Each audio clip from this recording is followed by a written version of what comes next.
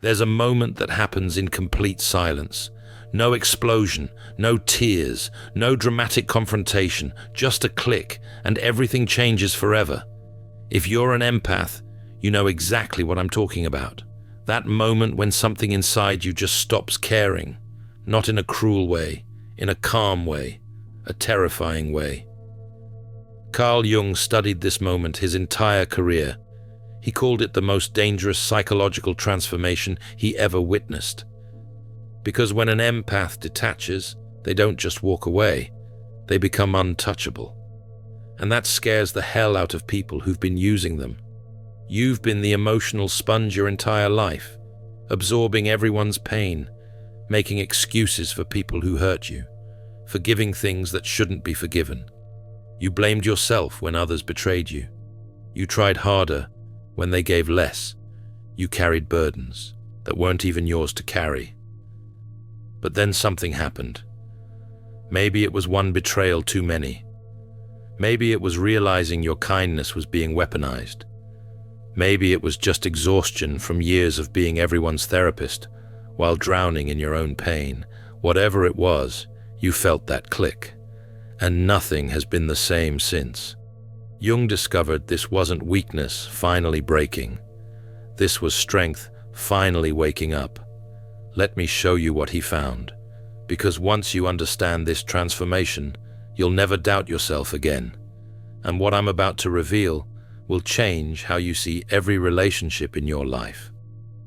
Here's what most people don't understand about empaths.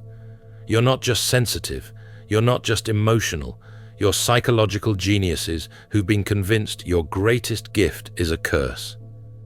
Jung's clinical observations documented this pattern repeatedly. Consider the composite profiles he developed from decades of practice. Empaths who came to him broken, apologizing for existing, convinced something was fundamentally wrong with them. But when he actually studied them, he found something extraordinary. These people weren't mentally ill. They were mentally advanced. They could read micro-expressions most people miss. They could sense emotional atmospheres before anyone spoke a single word. They could detect lies, manipulation, and hidden agendas with surgical precision. The problem wasn't their perception. The problem was they'd been taught to doubt it. Every single time you tried to voice what you saw, people called you too sensitive. Every time you pointed out inconsistencies in someone's story, they said you were creating drama. Every time your intuition screamed danger, someone convinced you that you were overreacting.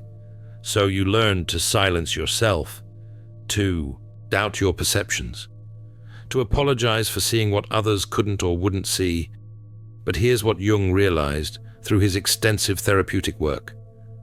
That truth you were silencing didn't disappear. It accumulated for years, for decades, building pressure like water behind a dam. Every ignored intuition, every dismissed observation, every time you convinced yourself you were wrong when you were actually right. All of it collecting in your unconscious mind, until one day something cracks, and when it does, the transformation is absolute. The transformation doesn't happen gradually. Jung documented this across his case studies and clinical observations. It happens in one explosive moment he called shadow integration under extreme duress. The trigger is always the same. Betrayal. Not just any betrayal. Betrayal by someone you completely trusted, someone you protected, someone you made endless excuses for, the person who knew exactly how much you cared and used it against you anyway. Let me give you a narrative illustration of how this typically unfolds. Perhaps you discovered infidelity after years of being called paranoid for noticing the signs. Maybe you found out about financial betrayal from someone you supported unconditionally. Maybe you realized emotional manipulation from the one person who swore they'd never hurt you. Whatever the specifics, the pattern Jung observed was identical across cases. You finally see that you ignored every warning sign your intuition gave you, and that realization breaks something fundamental inside you. Most people expect empaths to fall apart at this moment, to cry, to scream, to beg for explanations. Their abusers definitely expect that. They're prepared for emotional chaos. They've got their excuses ready, their manipulations lined up, their guilt trips loaded and aimed directly at your heart. But what happens instead makes everyone involved deeply uncomfortable. The empath becomes unnaturally calm. Jung described this phenomenon as the moment the victim realizes they've been playing chess while everyone else thought it was checkers. Because here's what nobody understood about you. While you were busy being the emotional shock absorber, you were also collecting data. Every lie they told, every pattern they repeated, every vulnerability they revealed when they thought you weren't paying attention, every time their story changed, every inconsistency between their words and actions. You weren't just enduring abuse, you were mapping it with perfect accuracy, storing it all in your highly perceptive mind, and you never said a word. Until now. This is where Jung's clinical documentation gets truly chilling, because in the composite profiles he studied, these empaths didn't attack, they didn't rage, they didn't become violent or cruel. They simply started speaking truth, cold, clinical, devastating truth. They revealed everything they'd observed, catalogued, and silently endured. Not with cruelty, with precision. Like a surgeon identifying each diseased organ before removing it. They weren't seeking revenge. They were seeking clarity. And in doing so, empaths aren't broken. They're alchemists in progress. The alchemist's path gives you drills, Jung-based boundaries, and 3 exclusive chapter videos to turn overwhelm into clarity. By Surreal Mind, 236-page downloadable ebook, in stock. Begin now at thesurrealmind.com. They exposed years of manipulation that others had convinced them didn't exist. The people who'd been using them suddenly felt naked, seen, understood in ways that terrified them. Because empaths don't just see your actions, they see your motivations, your insecurities, your deepest fears, the wounds you're trying to hide, the patterns you're not even conscious of yourself. And when they finally stop protecting you from that reflection, when they finally stop making excuses for your behavior, when they finally speak what they've always known, that's when you realize you never fooled them at all.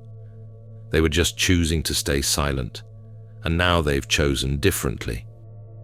Jung called this process shadow integration. The moment when someone stops denying the parts of themselves they were taught to hide. But here's what made this process so disturbing for Jung to observe in his clinical practice. The empath's shadow wasn't evil. It wasn't cruel. It wasn't even angry. It was their suppressed intelligence, their silenced intuition, their denied strength. All the parts they'd been told were too much, too intense, too threatening to others. The parts that made people uncomfortable because they revealed truths nobody wanted to acknowledge. When empaths integrate their shadow, they don't become dark. They become complete. They become people who can still feel everything but choose strategically what deserves their energy. They become individuals who can still care deeply, but refuse to care more about others than those others care about themselves. They become the most dangerous thing a manipulator can encounter. Someone who sees through them completely, but no longer needs anything from them. No validation, no approval, no relationship, nothing. The transformation is permanent. This is what terrified Jung most in his observations. These patients didn't cycle back into people-pleasing. They didn't apologize for their newfound boundaries. They didn't second-guess their perceptions anymore. They'd crossed a threshold that couldn't be uncrossed. Once you see clearly, you can't unsee. Once you trust your intuition completely, you can't go back to doubting it. Once you integrate your shadow, you can't return to the fragmented version of yourself that everyone found so easy to manipulate and control. Consider the typical trajectory Jung observed in his practice. These individuals rebuilt their entire lives within months. They left abusive relationships with strategic precision, not with drama, with clarity. They didn't scream or throw things or make scenes. They simply stated facts, established boundaries, and walked away. They cut contact with toxic family members without emotional theatrics, not with anger, with boundaries. They didn't engage in long explanations or justifications. They simply said no and meant it.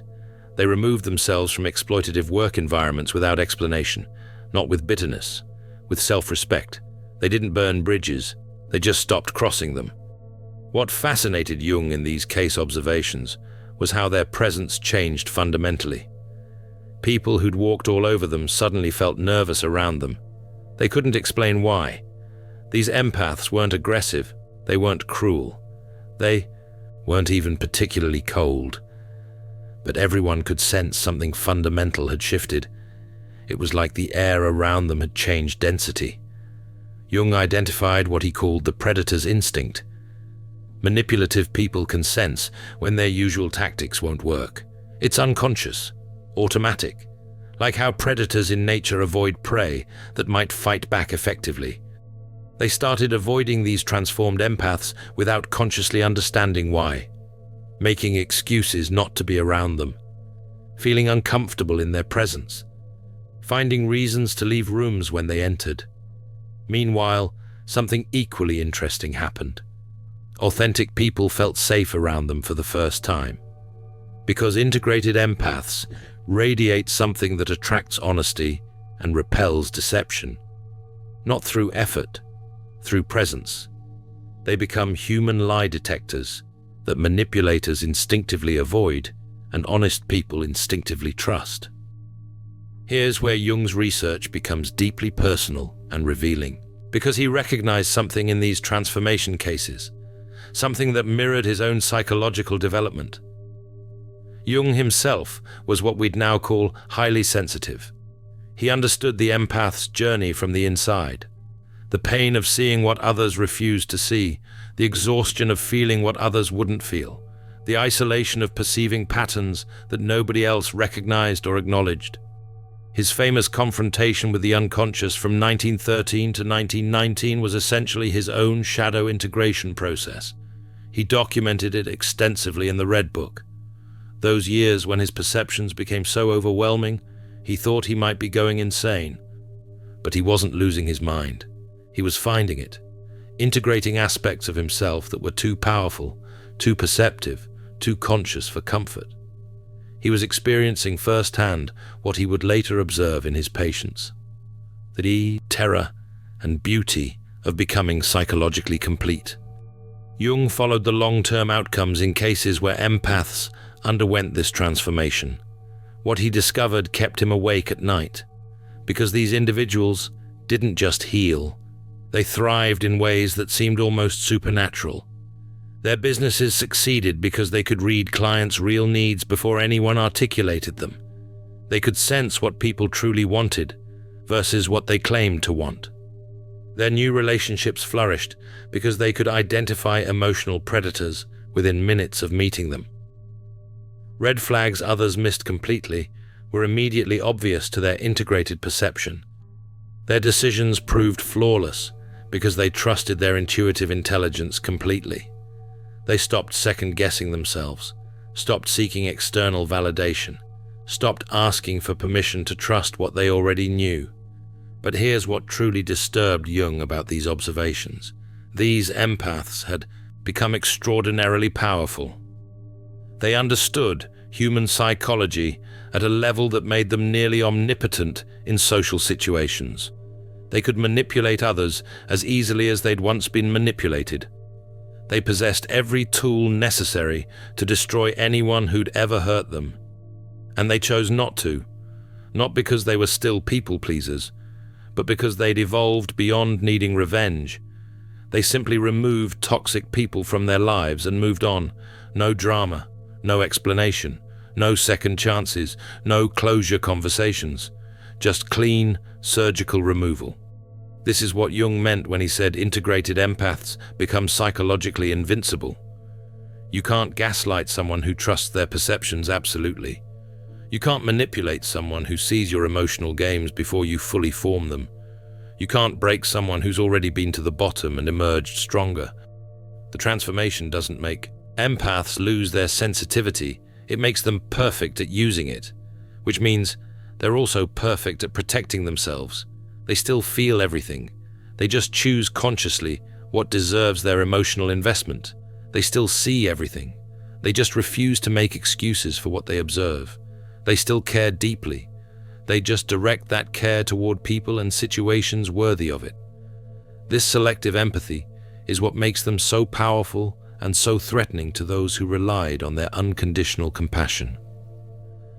Jung documented through his clinical work how these transformations affected entire systems.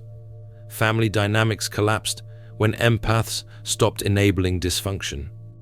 Not because the empaths destroyed anything, but because they stopped being the load-bearing walls holding broken structures together. Alcoholic family members had to face their addictions without emotional dumping grounds. Depressed relatives needed to find other sources of validation. Manipulative siblings could no longer use them as psychological punching bags. The empaths didn't confront these people directly. They simply withdrew their energy, stopped answering every call, stopped attending every family event, stopped being available for crisis management, and systems built on exploiting that energy crumbled. This is when Jung realized how powerful awakened empaths truly are. Their transformation forces everyone around them to evolve or reveal their true nature. Healthy people grow stronger from their example. They step up. They become more authentic. They appreciate the boundaries. Toxic people expose themselves through desperate attempts to pull the empath back into old patterns. Jung called this the mirror effect in his theoretical framework. Transformed empaths don't have to actively confront dysfunction anymore. Their mere presence reflects issues back with uncomfortable clarity. Manipulators can't stand being around them. They feel exposed, seen through, unable to operate their usual psychological games. It's not that the empath is judging them, it's that the empath's integrated presence holds up a mirror that these people can't bear to look into. They see their own darkness reflected, and it's unbearable. Meanwhile, authentic people feel drawn to them, because there's safety in being around someone who sees clearly without weaponizing that clarity, someone who understands human darkness without embodying it, someone who can feel your pain without absorbing it, someone who can witness your struggles without trying to fix you or judge you. This creates a natural sorting effect. The integrated empath's life gradually fills with genuine connections, while toxic ones naturally fall away. We see this dynamic clearly in Jung's observation of therapeutic interactions. When he introduced transformed empaths to others in his practice, something remarkable happened. Within minutes, they could identify core psychological wounds and recommend specific therapeutic approaches. Their diagnostic accuracy surpassed Jung's own decades of formal training. They weren't using textbook knowledge. They were using pure perception, reading body language, tone, energy, the things people weren't saying, and their insights were devastatingly accurate. This created an ethical dilemma that haunted Jung throughout his later career.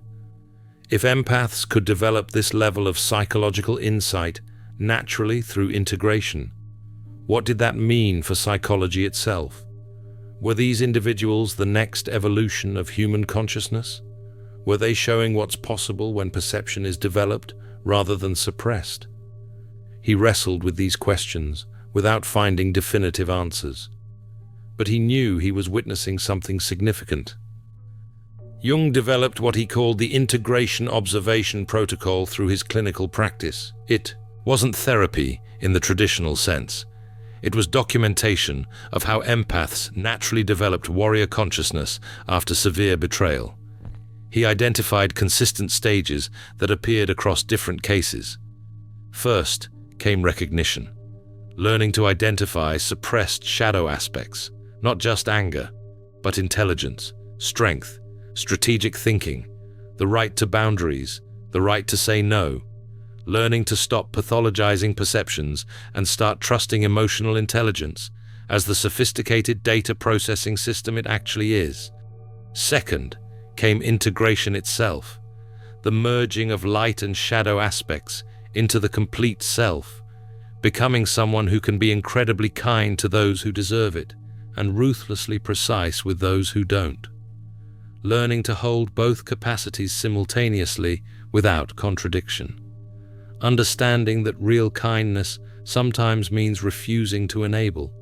That real love sometimes means letting go. That real strength includes tenderness. Third came application. Learning to use emotional intelligence strategically, not just defensively. Becoming what Jung privately called psychological architects. People who could read, influence, and navigate human systems with supernatural precision. Not to manipulate, but to protect, to create, to build lives and relationships based on truth rather than comfortable illusions. These transformed empaths could no longer be victimized. They saw manipulation coming from miles away and neutralized it before it could take root. A simple subject change, a boundary stated calmly, an unwillingness to engage with obvious bait. They didn't just heal themselves, they became immune to psychological abuse while maintaining their capacity for genuine love and connection. They hadn't lost their humanity. They'd found it. Jung's private notes reveal his amazement at what he witnessed. He'd observed what he called the weaponization of compassion itself. These individuals had become the most psychologically powerful people he'd ever encountered. But the process had a final stage Jung called the return to service. Integrated empaths didn't become cold or disconnected. They became selectively generous with their gifts. They used their abilities to help other empaths transform, creating what Jung documented as a network of psychologically invincible individuals, each one helping others wake up, each one refusing to let other empaths suffer the way they had. Jung's work with these cases created ripple effects that continue today in modern psychology. He realized empaths weren't mentally ill. They were evolutionarily advanced individuals living in systems designed to exploit their gifts. He began seeing empathic sensitivity not as a disorder to be cured, but as a psychological superpower to be properly understood and protected. This represented a radical shift in how psychology viewed sensitivity itself. But he also recognized something concerning in his observations. In the wrong circumstances, these abilities could be devastating. An empath who integrated their shadow without proper ethical grounding could become extremely manipulative. They had all the tools, all the perception, all the understanding of human psychology. If they chose to use it destructively, they could cause immense harm. So Jung developed what he called the ethical integration model, documenting how awakened empaths naturally used their powers for healing rather than harm, how their transformation included an ethical dimension that prevented abuse of their abilities. His case files on these transformations remained among his most closely guarded research. He knew that if the wrong people learned how to deliberately trigger empath transformation, it could be weaponized. He scattered his observations across multiple private journals, never publishing the complete findings during his lifetime. But his final notes reveal something beautiful about these long-term outcomes. These individuals lived the rest of their lives as what he called balanced warriors, people capable of incredible gentleness with those who earned it, and implacable strength against those who threatened it. They became templates for what Jung believed was humanity's next evolutionary step, people who could feel everything without being destroyed by it, see everything without becoming cynical, love deeply without losing themselves. They proved that sensitivity and strength aren't opposites, they're partners, and when fully integrated, they create something extraordinary. Jung's last observation about these transformed empaths, written near the end of his career, captures everything he learned. He wrote that they proved the empath's journey is not from sensitivity to numbness. It's from unconscious absorption to conscious choice. They became not less empathetic, but perfectly empathetic. They didn't lose their gifts. They learned to wield them with wisdom, and that made all the difference between being used and being useful. Jung left one final insight for future psychologists studying this phenomenon. Never underestimate someone who has learned to trust their own perceptions completely. The awakened empath represents psychology's most powerful evolution, an individual who combines the sensitivity to feel everything with the wisdom to choose what deserves that feeling. Someone who can see all of human nature, including its darkness, without losing faith in its light. Modern research in psychology and neuroscience confirms what Jung's clinical observations demonstrated decades ago. Empaths who undergo shadow integration become psychologically invincible in specific, measurable ways. They can't be gaslit because they trust their perceptions absolutely. Brain scans show their intuitive processing actually increases in accuracy after integration. They can't be manipulated because they see emotional games before they're fully formed. Their pattern recognition reaches levels that seem almost superhuman. They can't be broken because they've already been to the bottom and emerged stronger. They know their worst fears and survived them. Every empath will face their transformation moment. The betrayal so profound, it forces a choice between remaining a victim or becoming sovereign. The question isn't whether you'll snap, it's whether you'll integrate your shadow consciously, like the patterns Jung documented, or let it consume you destructively.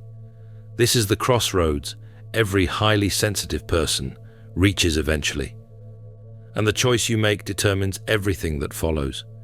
Jung's research revealed that most empaths, when pushed to their breaking point, choose integration over destruction. They don't become cruel. They become precise. They don't lose their hearts. They gain backbones. The transformed empath becomes what Jung called love with boundaries. Someone who can care deeply while protecting themselves absolutely. Someone who understands that real compassion includes self-compassion, that you can't pour from an empty cup, that setting boundaries isn't selfish, it's essential. These individuals didn't become different people through this transformation. They became who they always were beneath the conditioning, beneath the people-pleasing, beneath the self-doubt, beneath the constant apologizing for existing. Every empath carries within them the potential to become psychologically untouchable. It just takes the right catalyst, usually betrayal, to force that transformation, to crack open the shell and reveal what was always inside. Jung wrote something profound about this process that every empath should understand. He said the empath's greatest tragedy isn't their sensitivity. It's how long they wait to honor it properly, how many years they spend apologizing for their gift, how much suffering they endure before finally trusting what they've always known. If you recognize yourself in these transformation patterns, understand something fundamental about your journey. Your sensitivity was never your weakness. It was your weapon. Society just taught you to suppress that power in the name of being acceptable, being nice, being easy to deal with, not making waves, not threatening others with your perception. When empaths finally snap, they're not breaking. They're awakening to abilities they possessed all along, abilities that were always there, just waiting for permission to emerge fully. Jung's extensive case documentation reveals the truth that manipulators don't want you to know. The kindest people are often the strongest people, because kindness without strength enables dysfunction. Kindness without boundaries becomes self-destruction. The awakened empaths Jung observed represent evolution in action. Individuals who can feel everything and choose everything with complete consciousness, who understand that feeling deeply and thinking clearly aren't contradictions, they're complementary. Jung spent decades studying people who seemed gentle and broken until something inside them snapped. His research proved that the empath's journey isn't about becoming less sensitive. It's about becoming consciously sensitive, learning to direct your gift rather than being directed by it. And consciousness, Jung realized, is what transforms victims into forces of nature. Awareness is the key that unlocks everything. The most beautiful part of Jung's findings? These transformed empaths never lost their capacity for love. They just learned to love themselves as fiercely as they once loved others, to give themselves the same compassion, the same understanding, the same endless chances they'd given to people who never deserved them. They learned that self-love isn't selfish, it's survival. It's the foundation everything else is built on. If you're an empath reading this, remember Jung's essential discovery that changed psychology forever. Your sensitivity isn't your weakness, it's your weapon.